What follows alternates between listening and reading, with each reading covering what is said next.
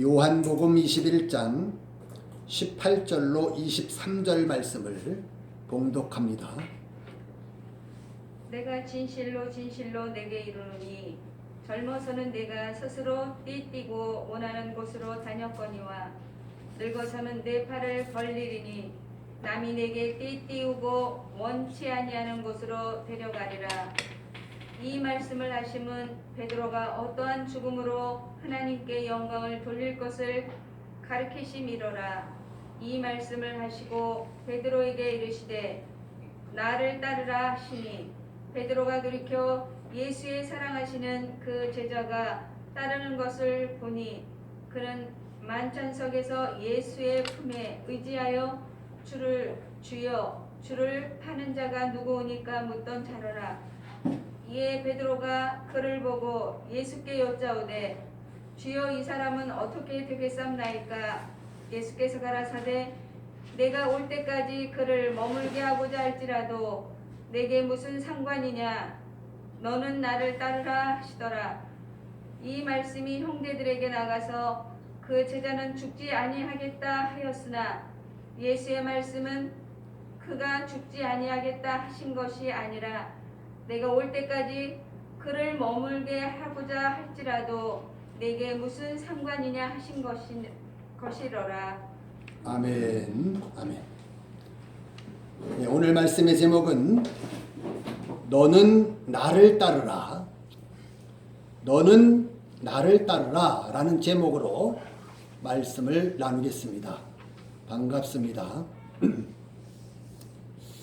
지난 시간에 15절로 17절에서 모든 사람의 대표격인 베드로를 등장시켜서 그래서 내가 나를 사랑하느냐라는 것을 3번을 물으시는 거죠.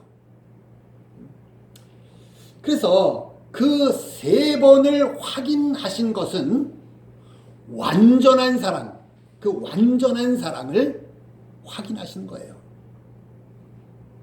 그리고 오늘 본문이죠. 오늘 본문은 네가 정말 나를 사랑한다면 순교해라. 그 말씀을 주시는 거예요. 순교. 신앙에서 가장 중요한 것이 무엇일까라는 것을 생각해 보면 내가 하나님을 어느 정도 사랑하느냐라는 거예요. 하나님을 여러분은 어느 정도 사랑하십니까? 신명기 6장 5절은 마음을 다하고 목숨을 다하고 뜻을 다하여 주 너희 하나님을 사랑하라. 이렇게 말씀을 하는 거예요. 적당히 사랑하라는 게 아니라 마음, 목숨, 뜻을 다해서 주 너희 하나님을 사랑하라. 그렇게 말씀을 주시는 거예요. 그 사랑의 실제가 뭐냐라고 했을 때 주를 위해서 순교하는 거다.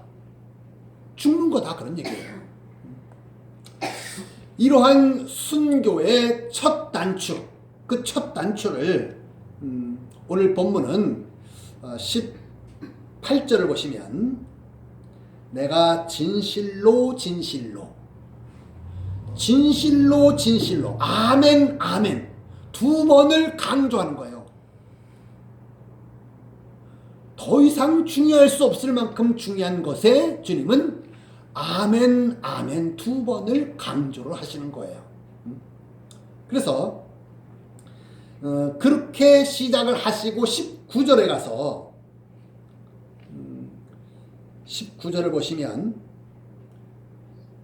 베드로가 어떠한 죽음으로 하나님께 영광을 돌릴 것, 요 영광을 돌리는 것, 이것을 얘기를 합니다. 순교하는 것이 바로 하나님께 영광을 돌리는 거다. 그냥 내가 하나님께 영광, 그러면 하나님께 영광이 되는 것이 아니라 순교하는 것이 바로 하나님께 영광이 된다. 그렇게 얘기를 하는 것이에요. 18절에서 이제 내가 진실로 진실로 내게 이르노니 젊어서는 내가 스스로 띠뛰고 원하는 곳으로 다녔지만 늙어서는 남이 띠를 띄우고 원치 않는 곳으로 데려간다. 여기서 먼저 젊으냐 늙으냐 이 두 가지를 대비하는 거예요. 젊을 때의 순교의 삶과 늙었을 때의 순교의 삶에 대해서 얘기를 한다 그런 얘기예요. 두 번째는 띠를 강조하는 거예요. 띠를 내가 띠느냐 띠를 남이 띠를 띄우느냐 요 대비를 얘기해 주고 있는 거다 그런 얘기예요. 먼저 이 띠라는 게 무슨 의미일까 뭘 얘기하려는 것일까 했을 때 띠는 항상 능력을 의미하는 거예요. 능력이요. 그래서 젊어서는 내가 내 자력으로 내가 원하는 곳을 다니는 거예요. 그러나 늙어서는 좀 다르다 그런 얘기예요. 늙어서는 남이 내게 띠를 띄운다 그런 얘기예요. 내 능력으로 사는 것이 아니라 이제는 남의 능력으로 살게 되어진다 그런 얘기를 주고 있는 것이에요. 오늘 본문은요. 그래서 주님은 베드로의 삶을 두 가지로 딱 얘기해 주시는 거예요. 뭐 베드로는 우리의 대표니까 우리들도 두 가지죠. 두 가지요. 여러분이 잘 분별을 잘 하셔야 돼요. 첫 번째로는 자력으로 사는 청년의 순교가 있어요. 두 번째로는 타력, 남의 힘에 의해서 사는 늙어서의 순교가 있다 그런 얘기예요. 두 가지를 얘기를 합니다. 그래서 먼저 스스로 띠를 띠고 사는 청년의 순교는 뭐냐면 내 의지를 발동하고 내 의지로 순교적인 삶을 사는 거다 그런 얘기예요. 아마 대부분 많은 사람들이 여기에 속하지 않나 그렇게 생각이 되어집니다. 그러나 늙어서는 좀 달라진다 그런 얘기예요. 남이 와서 띠를 띄우는 거예요. 이제는요. 내 힘으로 내 노력으로 내 결단으로 순교를 한 것이 아니라 남의 힘에 의해서 순교를 하게 되어지는 삶을 산다 그런 얘기예요. 일례로 전에 내려오는 이야기가 하나 있어요. 베드로가 이제 붙잡혔어요. 늙어서요. 베드로가 붙잡혔는데 이제 내일이면 죽을 거예요. 내일이면요. 근데 오늘 저녁에 오늘 밤에 잠을 자는데 코를 골면서 자는 거예요. 베드로가. 그러니까 그 간수가 이렇게 보고 있다가 옆구리를 이렇게 툭툭 차면서 여봐 이 늙은이 지금 내일 죽을 사람이 지금 뭐하고 있어 지금. 그랬더니 베드로가 아니 이보시오. 죽는 게 뭐 그렇게 큰일이라고 밤잠 좀 자려는데 그것도 못 자게 하냐. 그랬다는 일화가 전해져 내려옵니다. 정말 이 타력에 의한 순교가 뭐냐? 순교는 할 능력이 주어진 그 능력에 의해서 순교가 되어지는 그 순교를 성경은 하나님께 영광이다 이렇게 얘기를 하는 것이에요. 그런 순교가 아닌 내 결단으로 순교하고 내 노력으로 순교하고 이거는 하나님께 영광이 되어지는 것이 아니다라는 것이에요. 저도 가끔 이 순교에 대해서 생각을 해봅니다. 일제시대를 생각해보기도 하고 혹은 저 회교권에 가서 죽는 그런 사람들 생각도 해보는데 도저히 내 결단으로는 어렵겠더라고요. 나는 안 되는 사람이다 라는 결론을 내렸어요. 할 수 있는 능력이 주어져서 그분의 능력으로가 아니면 안 되고, 또 그분의 능력으로 하는 순교가 아니면 그건 하나님께 영광이 되는 순교가 전혀 아니다라는 게 분명히 아셔야 돼요, 여러분들이요. 그래서 미래에 내가 은사로 순교하는 거, 은사, 하나님이 나에게 힘 주셔서 하는 걸 은사라고 얘기를 하는 것이죠. 뭐 방언하는 것도 은사로 하는 것이고, 봉사하는 것도 은사로 하는 것이고, 모든 우리의 신앙생활이 다 은사로 하는 그런 것이죠. 내 노력, 내 결단이 아니다, 그런 얘기예요. 그것의 최고봉이 순교다, 그런 얘기예요. 순교요. 그래서 주님께서 너는 나를 따르라. 오늘 주님이 우리에게도 동일하게 그 말씀을 주시는 거예요. 야, 너는 나를 따르라. 베드로는 그 말씀을 듣고 그것을 어떻게 이해를 했느냐 하면은 순교해라, 그걸로 이해를 하는 거예요, 베드로가요. 그렇게 알아듣는 거예요. 여러분은 어떠십니까? 주님을 따라가서 부자 되고, 주님을 따라가서 문제가 해결되고, 주님을 따라가서 영화를 누리고, 이런 거 혹시 아니십니까? 베드로는 그렇게 이해한 것이 아니라 나를 따라와서 순교할 것으로 그렇게 이해를 한 거예요. 그 증거가 뭐냐 했을 때 그 다음 절 20절을 보면 요한에 대해서, 사도 요한에 대해서 묻는 거예요.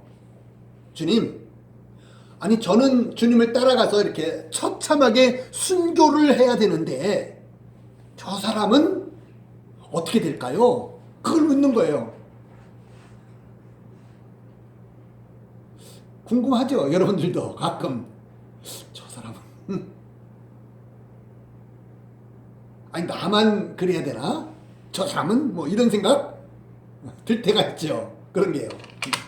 그래서 그럴 때 주님이 재림신학을 딱 정립을 해주시는 거예요. 오늘 본문에서요. 재림신학이요. 22절을 보세요.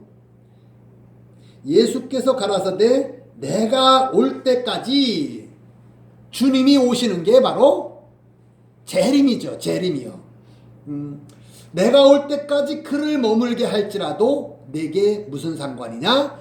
너는 나를 따르라. 이렇게 말씀을 주시는 거예요.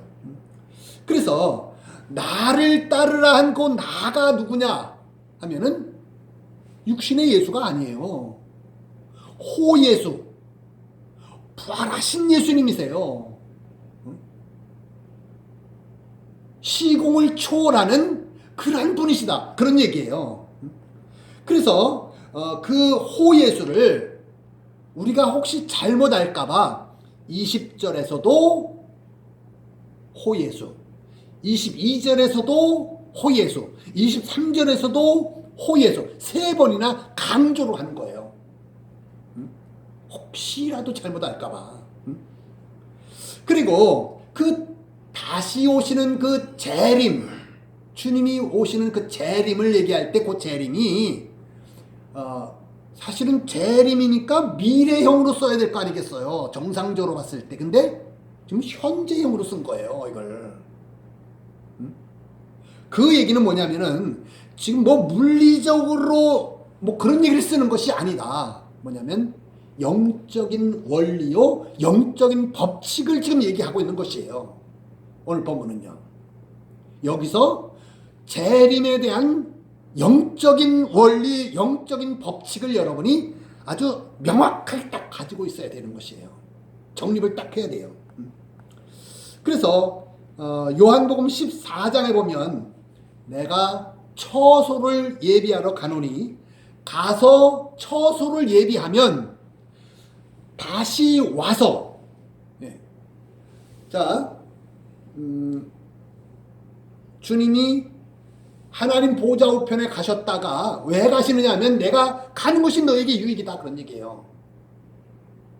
뭐하러 가냐면 처소를 예비하러 가신다라고 얘기를 하는 것이죠. 그리고 처소를 예비해 놓고 그리고 오셔서 그 오시는 그게 재림이다 그런 얘기예요. 그리고 요한복음 14장 16절 17절에 보면 내가 아버지께 구하겠으니 그가 또 다른 보혜사를 너희에게 주사 영원히 너희 속에 계시겠다라는 재림을 얘기하고 있는 것이에요. 그리고 오늘 본문이죠. 마가복음에서도 그런 얘기를 합니다. 너희들이 죽기 전에 하나님의 나라가 권능으로 임할 것을 볼 자들이 있다. 예. 자, 하나님의 나라가 권능으로 임하는 것을 본다라는 것이 도대체 무엇일까?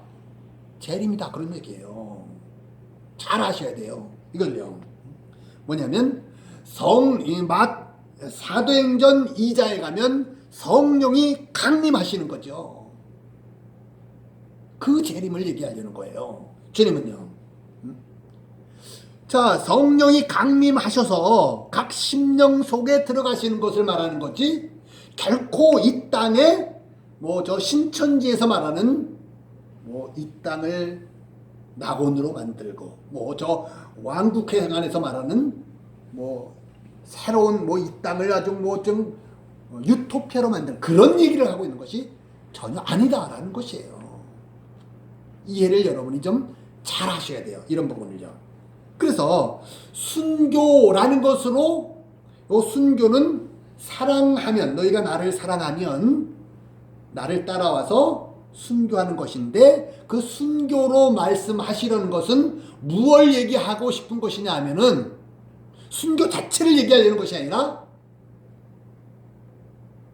재림해서 내가 영생하는 것 그걸 얘기하려는 거예요. 주님은요. 목적은 우리가 영원히 죽지 않는 불사조 같은 존재가 되어지는 거 그걸 얘기하고 싶은 거예요. 성경은요. 그래서 죽지 않는 존재라는 게 도대체 어떤 것일까라는 것을 여러분이 많이 생각하셔야 되는데 예수께서 다시 오셨을 때에 그분을 내가 모셔드리게 되어지면 그 사람의 영은 불사조가 된다 그런 얘기예요. 영생한다 그런 얘기를 쓰고 있는 것이에요.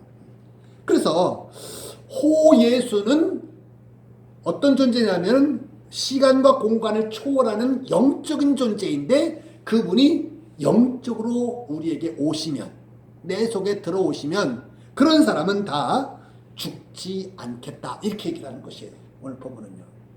안 죽는 존재가 되어지는 것이에요. 그래서 아담의 후손인 육체 이 육체는 아담의 후손이죠.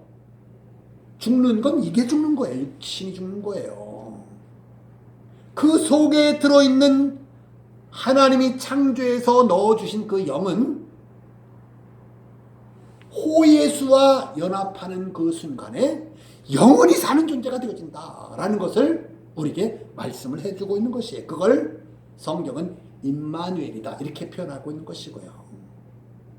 이거 하나를 이루어야 된다. 주님은 간절히 원하는 것이에요. 주님은요. 그래서 생명과를 먹어야 내 영이 죽지 않는다. 그것을 얘기하는 것이고 그것을 원죄라는 아담의 후손은 다 원죄 가운데 있는 것이죠. 원죄 가운데에서 구원이다. 그 얘기를 쓰고 있는 것이에요. 오늘 본문은요. 그래서 요한복음 11장 25절에서는 믿는 자는 죽어도 살겠고 아니 죽어도 뭐가 죽어도요? 육신이 죽어도죠. 뭐가 살아요? 영이 사는 거죠. 무릇 살아서 나를 믿는 자는 영원히 죽지 아니하리라. 무릇 육신이 아직 살아있는 상태에서 내가 그분의 영을 받게 되어지면 그럼 나는 영원히 죽지 않는 뭐가요? 영이 자꾸 이 육신이 영원히 죽지 않는 걸 자꾸만 생각하면 신천지 쪽으로 가는 거예요. 저 왕국회관 쪽으로 간다 그런 얘기예요. 엉뚱한 데로 빠지게 되어지는 것이죠. 그래서 우리 눈이 볼 때 보이는 그 육신이 죽는 것이지 그 속에 들어있는 그 영은 영원히 산다. 안 죽는다. 라고 오늘 본문은 얘기를 하고 있는 것이에요. 그 얘기는 교회 구원론을 얘기를 하고 있는 것이죠. 교회 구원론이요. 교회가 거듭나게 되어진 사람을 가리켜서 교회라고 부르고 그 교회는 뭐냐면 천국에서 영생을 하게 되어진다. 이 마태, 마가, 누가, 요한복음을 끝내는 완전히 결론의 부분에서 우리에게 주님을 따라가려면 주님을 사랑해야 되고 주님을 사랑해서 주님을 따라가서 순교하게 되어지면 그 사람은 정말 주님이 주시는 그 영을 내가 보혜사 성령님으로 모셔 들게 되어지고 그러면 내 영은 영생하게 되어진다라는 성경 전체를 오늘 본문에다가 딱 집어넣어 놓으신 거예요. 그걸 정립해 주는 거다 그런 얘기예요. 그래서 만약에 그렇게 되어지지 아니하고 지옥에 가게 되어진다는 사람, 그 사람은 몇 번 죽느냐면 2번 죽는 거예요. 육신이 1번 죽고 다시 지옥에 들어가는 죽음. 2번 죽는 거예요. 사망이 2번 있다라고 얘기를 하고 있는 것이에요. 그래서 너는 나를 따르라 한 그 주님을 따르는 자를 가리켜서 성경은 제자다 이렇게 부르는 거예요. 여러분은 어떤 분이십니까? 자, 주님을 사랑하지 않으면 주님의 제자가 될 수가 없는 거죠. 어느 정도로 주님을 사랑해야 되느냐? 주님은 이렇게 얘기를 하는 것이에요. 네 부모, 네 형제, 자매, 심지어 너까지도 싸그리 다 버리고 미워해야 된다. 그 정도로 사랑해야 된다라고 얘기하는 거예요. 성경은요. 어떤 사람만 그렇게 할 수 있는가 했을 때 자기 자신을 바르게 아는 사람만 그렇게 할 수가 있는 거예요. 내가 정말 십자가에서 달려 죽을 그러한 죄를 가지고 있는 죄인이다라는 게 확실한 사람만이다 그런 얘기예요. 그냥 난 죄인이지 뭐 그런 사람 갖고 되는 거지 아니다 그런 얘기예요.